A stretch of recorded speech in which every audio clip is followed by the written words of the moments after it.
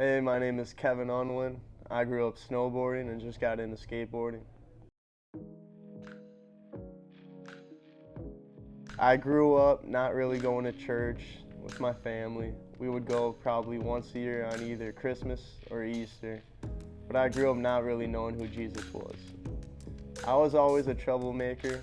When I got to high school, I was really big on smoking weed and drinking and partying. This led me not feeling good, but I just thought that's the way life was. I played lacrosse, and I ended up having the opportunity to go play college lacrosse in Maryland.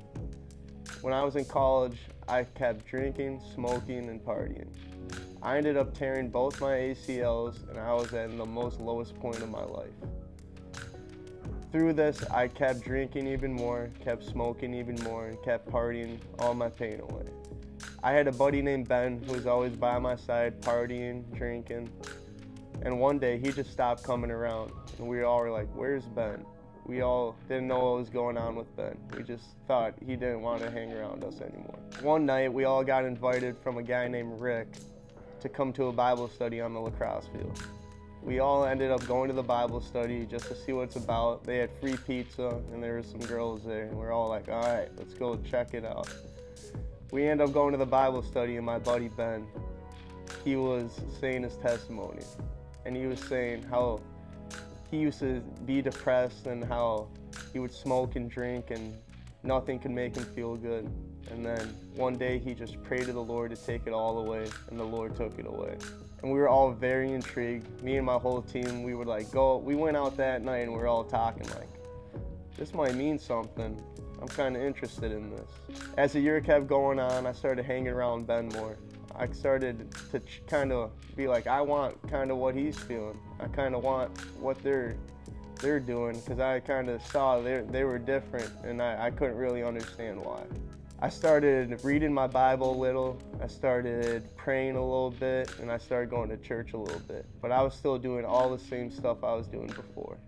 I ended up going home with a little bit of knowledge about Jesus that I never have learned in my life.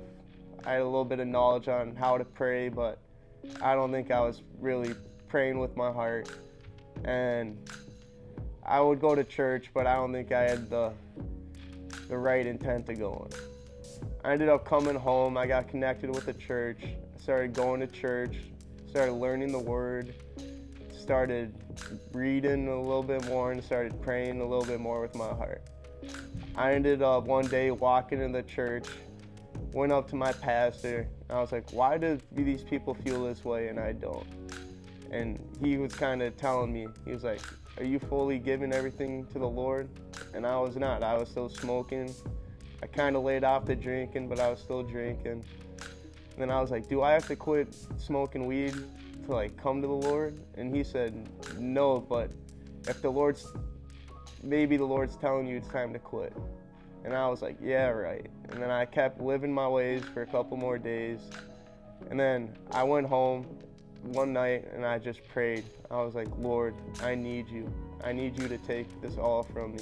I need your help, Lord. I fully believe in you, Lord. Please help me, Lord. And I woke up the next day.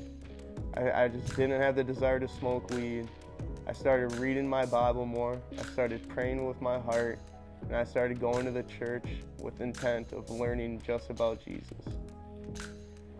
As time went on, I met a lot of really good Christian friends who taught me a lot about Jesus. And I could see the way they lived was the way Jesus intended us to live by the way they acted. This intrigued me, and ever since then, I've been fully wanting to be as Christ-like as possible. I've been chasing Christ. I fully want to live for Christ. A verse that helps me throughout my days is Matthew 13, verse 23. But the seed falling on the good soil refers to someone who hears a word and understands it. This is the one who produces a crop yielding 100, 60, or 30 times what was sown. So what Jesus is talking about there is basically the gospel and how we all hear the gospel and we understand it. I pray that we all can understand the gospel, and once we hear it, we choose to live for Jesus and just be willing to pick up our cross daily and live for Him.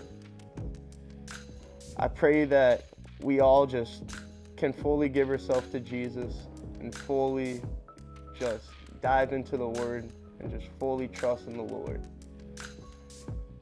I just want to say thank you guys for listening, and I pray that we all just know who Jesus is and how much he loves us.